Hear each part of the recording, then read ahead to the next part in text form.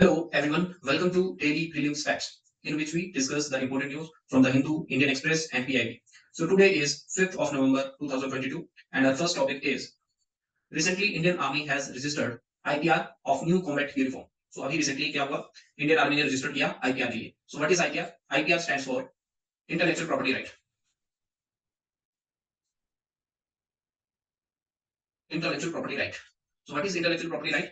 Intellectual property right given to a person for his her creation of mind.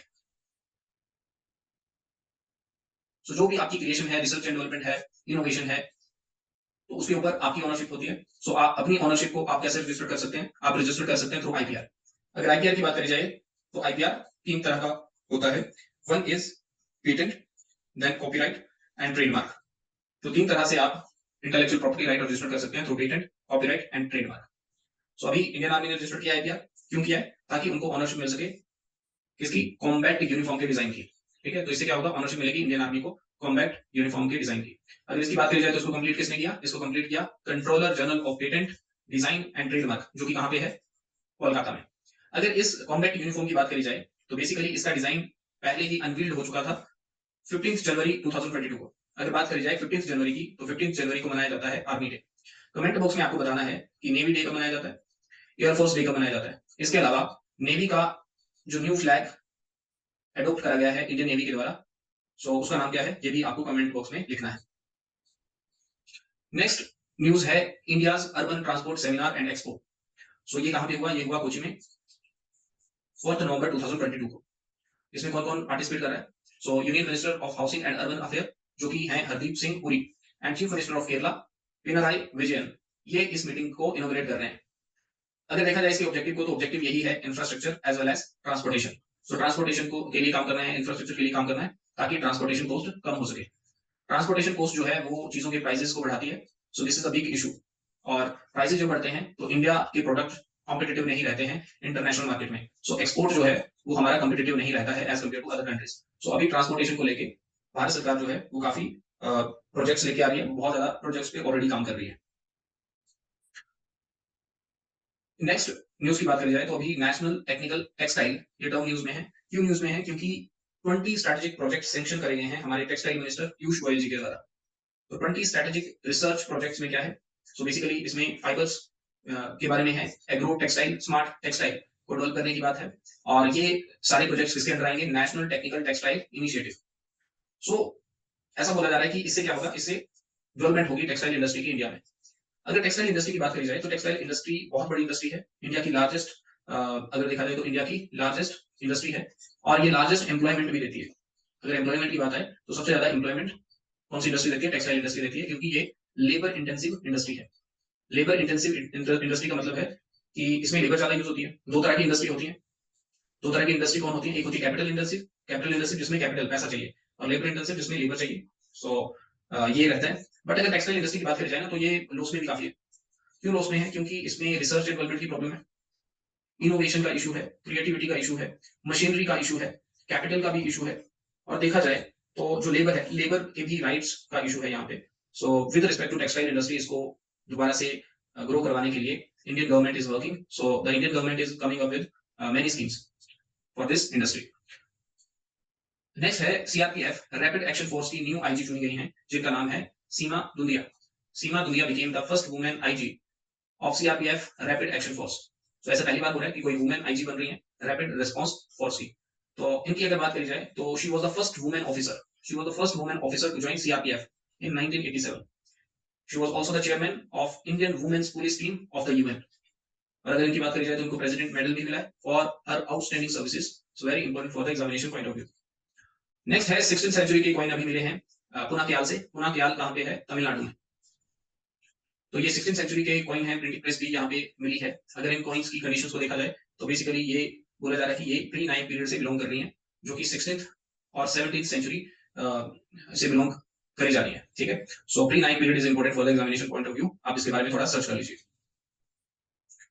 Next है CRISPR gene editing.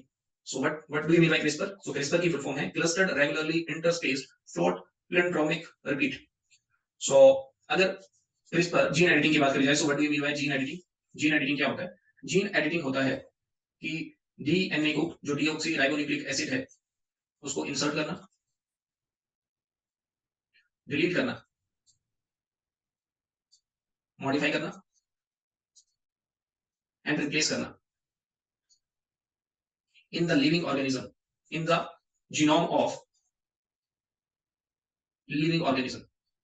ठीक है, तो basically बहुत सारी जो बीमारियां होती हैं वो डीएनए के थ्रू रहती हैं। डीएनए को अगर रिप्लेस कर दिया जाए, मॉडिफाई कर दिया जाए या उसमें दूसरा डीएनए इंसर्ट कर दिया जाए तो बहुत सारी जेनेटिकल बीमारियां दूर की जा सकती हैं। ठीक है, और अगर डीएनए जीन एडिटिंग की बात करी जाए तो बेसिकली ये टेक्नोलॉजी अभी अपनी न्यू हाइट पे है। जब से इसको नोबेल पीस प्राइज मिला है, तो नोबेल प्राइज मिला है, सॉरी नोबेल पीस प्राइज मिला है, सॉरी नोबेल प्राइज मिला है 2020 में। सो अगर बात करी जाए इस टेक्नोलॉजी की तो अभी ये क्यों न्यूज में है? So basically CRISPR gene editing now it is possible in temperature sensitive organism like plant। तो बेसिकली जीन एडिटिंग करी जा सकती है टेम्परेचर सेंसिटिव ऑर्गेनिज्म प्लांट्स की भी। So that is why it is in news. इसके अलावा न्यूज में क्या है? Cas9 enzyme. Cas9 एंजाइम क्या है? It is a molecular scissor, जिससे क्या किया जाता है, जिससे डीएनए को कट किया जाता है। तो बेसिकली डीएनए की कटिंग करना, फिर उसमें इंसर्ट करना, डिलीट करना, मॉडिफाई करना, रिप्लेस करना, इसी को जीन एडिटिंग बोलते हैं। और इसके लिए एंजाइम यूज किया जाता है Cas9। क्लियर? सो बेसिकली जब भी कट किया जाता है डीएनए को, सो बेसिकली जो साइट होती है it is specified by guide RNA. ठीक है, and it can bind and cut target DNA at a very low temperature. So this is the significance of Cas9 enzyme. And CRISPR की मैंने full form आपको बता दी, very important for the examination point of view. So DNA का structure आप search कर लीजिएगा, DNA का स्ट्रक्चर कैसा होता है। So very important. नेक्स्ट है Keshni Rajesh. So she this news belongs to person in news. So Keshni Rajesh के न्यूज में है क्योंकि इन्होंने अभी गोल्ड मेडल जीता है इसमें वेट लिफ्टिंग में। सो ये कहां से बिलोंग करती हैं? ये बिलोंग करती हैं तमिलनाडु से। 23 ओल्ड है और इन्होंने गोल्ड मेडल जीता है वर्ल्ड वेट लिफ्टिंग चैंपियनशिप में, जो कि कहां हुई? न्यू दिल्ली में। So very important. नेक्स्ट है ballistic missile defence interceptor. So recently DRDO ने, डिफेंस रिसर्च डेवलपमेंट ऑर्गेनाइजेशन ने कंडक्ट किया successful test of phase 2 ballistic missile defence interceptor, जिसको AD-1 मिसाइल भी बोला जा रहा है। अगर AD-1 मिसाइल की बात करें तो बेसिकली ये क्या है? ये लॉन्ग रेंज इंटरसेप्टर मिसाइल है, जो कि डिजाइन है both for the low exo atmospheric and endo atmospheric interceptors। And अगर इसकी बात करी जाए तो it is for the long range ballistic missile as well as aircraft. It is propelled by two stage solid motor and equipped with an indigenously developed advanced control system, navigation and guide algorithm to precisely guide the vehicle of the target। तो basically इसमें two stage solid motor होता है equipped, जो कि equipped होता है indigenously developed and advance control system से, जिसमें नेविगेशन भी होता है, गाइडेड एल्गोरिथम भी होता है, जिससे किसी भी व्हीकल को टारगेट किया जा सकता है। So very important for the examination point of view. अगर इसके रेलेवेंस की बात करी जाए तो रेलेवेंस इसका बहुत ज्यादा है, क्योंकि ये टेक्नोलॉजी बहुत सारी कंट्रीज में नहीं है, बहुत कम कंट्रीज में ये टेक्नोलॉजी है। And if we have this technology then we are in advantage. ठीक है, सो रिसेंटली इसके इंटरसेप्टर को कंडक्ट किया गया test. So very important for the examination point of view. Next है Mount Mauna Loa. So mount Mauna लोआ अभी news में है क्योंकि अभी यहाँ पे जो लैंड है, यहाँ पे शेकिंग हो रही है, स्वेलिंग हो रही है मोना लोआ में। मोना लोआ is the mountain of Hawaiian island. Hawaiian island का ये माउंटेन है जहाँ पे वोल्केनो इरप्ट होता है। सो ऐसा माना जा रहा है कि द लार्जेस्ट एक्टिव वोल्केनो जो है वर्ल्ड का, वो इरप्ट हो सकता है। So that is why it is in news. अगर मोना लोआ आइलैंड की बात करी जाए, मोना लोआ माउंटेन की बात करी जाए, so it is one of the 5 volcano that together make up the big island of हवाई। ठीक है, तो हवाई का जो आइलैंड है इसमें मोना लोआ भी आता है। And it is the southern most island, very important, it is the southern most island of हवाई। अगर बात करी जाए तो ये क्या है? ये लार्जेस्ट माउंटेन है क्योंकि ये कवर करता है लगभग हवाई का half of the land mass. Mona लोआ वोल्केनो 38 ईयर पहले इरप्ट हुआ था, और अगर देखा जाए तो ये 33 बार इरप्ट हो चुका है। अगर हम बात करें 1843 से, तो ये 33 बार इरप्ट हो चुका है। So very important. अगर इसकी बात करी जाए तो बेसिकली इसमें बहुत ज्यादा मैग्मा रिजर्वायर है, एंड इट में it allow it to hold more lava and rest longer between eruption than Kilauea. Kilauea is also a volcanic eruptive site in Hawaii Island। अगर हवाई वोल्केनो की बात करी जाए तो मोना लोआ tend not to have explosion eruption। Why? Because its magma is hotter, drier and more fluid। It has more fluid। Gas of the magma of Hawaii volcano क्या हो जाते हैं? एस्केप हो जाते हैं, and lava flow down the side of the mountain. Lava जो है वो साइड रहती है माउंटेन्स की, वहां से फ्लो हो जाता है। ठीक है, व्हेन दे इरप्ट।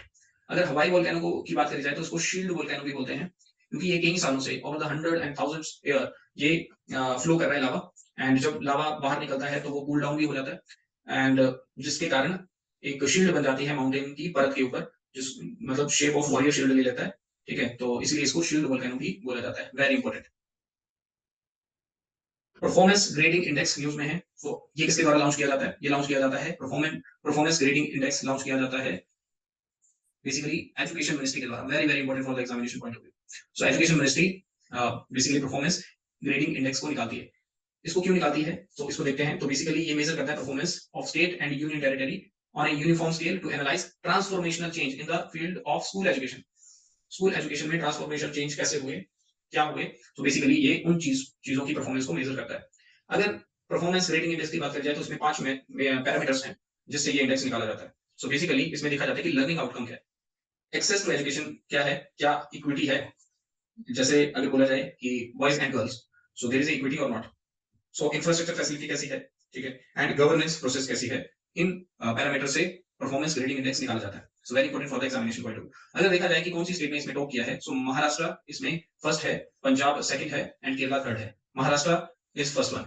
अगर देखा जाए तो महाराष्ट्र ने बहुत अच्छा काम किया है इंफ्रास्ट्रक्चर में एंड गवर्नेंस प्रोसेस में, जिसके कारण इसका रैंक इंप्रूव हुआ है। सो पहले इसका रैंक था 126 आउट ऑफ 150, अभी इसका रैंक है सॉरी जो नंबर है इसको मिला हुआ स्कोर जो है वो है 143 आउट ऑफ 150। पहले इसका स्कोर था 126 आउट ऑफ 150, तो इसके कारण महाराष्ट्र क्या बन गई, फर्स्ट बन गई। ठीक है, so very very important for the examination point of view. So पीछे इंडेक्स में किस स्टेट ने टॉप किया है, that is Maharashtra. Next topic है गंजेटिक डॉल्फिन। तो गंजेटिक डॉल्फिन की बात क्यों हो रही है, क्योंकि अभी ऐसा बोला जा रहा है कि डॉल्फिन जो है वो गंगा रिवर में दोबारा से कम बैक कर रही है। एंड ऐसा क्यों हुआ है, ऐसा इसलिए हुआ है क्योंकि quality of water of Ganga river improve हुई है नमामि गंगे प्रोग्राम के थ्रू। और ऐसा किसका बोलना है, ऐसा बोलना है उत्तर प्रदेश गवर्नमेंट का। तो उत्तर प्रदेश गवर्नमेंट ने बहुत सारे प्रोजेक्ट्स चलाए थे, 23 प्रोजेक्ट्स चलाए थे लगभग 2014 में। और क्यों चलाए थे, ताकि सीवेज जो है जो गंगा रिवर में गिरता है उसको रोका जाए। तो गवर्नमेंट का मानना है कि 460 एमएलडी सीवेज जो है उसको हमने रोका है गंगा रिवर से गिरने में, एंड जिसके कारण गंगा रिवर का जो पानी है वो इंप्रूव हुआ है, और जिसके कारण डॉल्फिन जो है उसने कम बैक करा है रिवर में। अगर डॉल्फिन की बात करी जाए तो बेसिकली इसका ब्रीडिंग ग्राउंड क्या है, bridge Ghat, Narora, Kanpur, Mirzapur and Varanasi. And so basically अभी ऐसा बोला जा रहा है कि आने वाले टाइम में भी इसके जो नंबर है वो इंक्रीज होगा। पॉपुलेशन जो है डॉल्फिन की, तो बेसिकली इन गंगा इन उत्तर प्रदेश जो है वो अराउंड 600 के आसपास है। और ऐसा इसकी जो पॉपुलेशन है वो क्यों इंक्रीज हुई, कैसे इंक्रीज हुई, एंड इंप्रूवमेंट कैसे हुई, क्योंकि डिसॉल्व्ड ऑक्सीजन जो है इसमें इंप्रूवमेंट देखने को मिला गंगा रिवर के। बायोलॉजिकल ऑक्सीजन डिमांड जो रहती है उसमें इंप्रूवमेंट देखने को मिला। फेकल कॉलीफॉर्म जो है उसमें भी इंप्रूवमेंट देखने को मिला, जिसकी वजह से गंगा रिवर का पानी अच्छा हुआ, उसमें डिसॉल्व्ड ऑक्सीजन बढ़ी, एंड डॉल्फिन दोबारा से वहां पे कम बैक करी।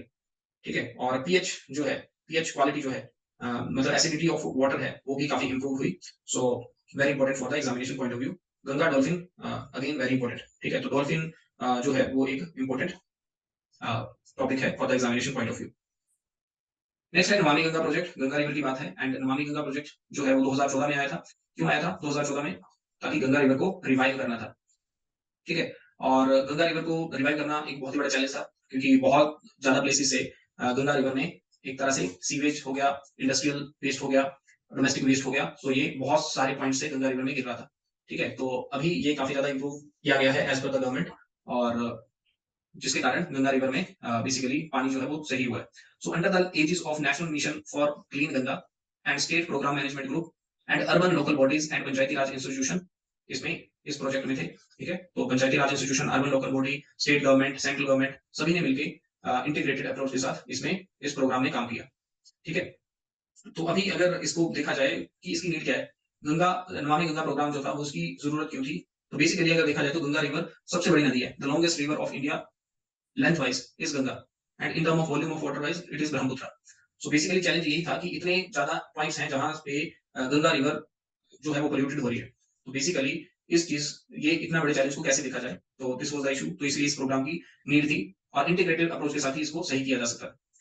और गंगा बेसिन की बात करें तो ये एक्सटेंड है नेपाल, चाइना, बांग्लादेश। ठीक है, और 26% ऑफ इंडियाज लैंड मास को ये कवर करती है river. Ganga also serve as one of the India's holiest river. whose culture and spiritual significance transcend the boundary of the basin। ठीक है, गंगा रिवर बहुत ही ज्यादा होलीस्ट रिवर है, ठीक है, और लोगों के बहुत ही ज्यादा एक तरह से विचार जुड़े हुए हैं गंगा रिवर के साथ, ठीक है, और ये इसको इम्प्रूव करना भी काफी चैलेंजिंग था गवर्नमेंट के लिए, लोगों का अवेयरनेस, लोगों को अवेयर करना इस चीज के लिए कि गंगा रिवर को सही करना है, गंगा रिवर को इम्प्रूव करना है। This was also the challenge, ठीक है। So this was in news. तो नमामि गंगा प्रोजेक्ट ये आपको पता होना चाहिए। गंजेटिक डॉल्फिन ये भी आपको इसके बारे में भी नॉलेज होना चाहिए। तो जो मैंने आपको कमेंट बॉक्स में लिखने के लिए बोला है, आंसर करने के लिए बोला है, वो आपने आंसर करना है। 12 टॉपिक हमने आज डिस्कस किए, which are very important for the examination point of view. तो थैंक यू सो मच।